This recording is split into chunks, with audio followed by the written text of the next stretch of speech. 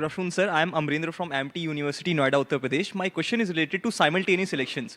Sir, a high-level committee led by former President, Honorable President Ramnath Kovind ji, submitted its report to President Draupadi Murmu regarding implementation of simultaneous elections. But sir, don't you think simultaneous elections will be a huge blow to India's popular sovereignty, sir? Not at all. If you look at before 62, we used to have simultaneous elections only. ये तो 1962 के बाद बदला है, मैं ठीक कह रहा हूँ महाराज जी। उससे पहले तो लगातार एक साथ चुनाव होते थे। एक समय तो ऐसा है कि जहाँ पे 4 राज्यों के चुनाव अलग हुए तो पंडित नेहरू ने तो वहाँ की सरकारों को बर्खास्त करके तो वापस बात में करवा दिया था। ऐसा ही हुआ था, शायद कुछ हुआ था कि नहीं हुआ था।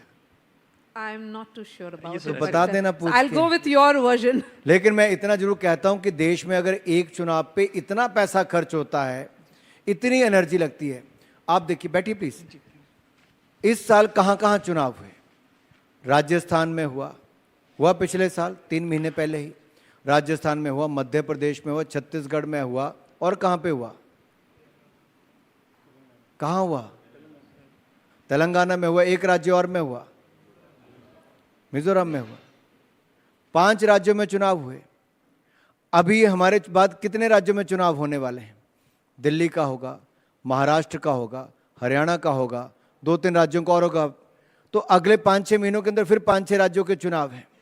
अगर कुछ राज्यों के चुनाव को प्रीपोन कर दिया जाए, कुछ को 3-4 महीने पोस्टपोन कर दिया जाए, तो 10-15 राज्यों के चुनाव तो एक साथ हो सकते हैं। यानी कि आपका सिक्योरिटी से लेके बाकी सारे खर्चे, हजारों करोड़ रुपया देश का बच सकता है। जो इलेक्शन कोड ऑफ कंडक्ट में आपके कई महीने कामकाज नहीं हो पाता, आपका वो समय बच सकता है।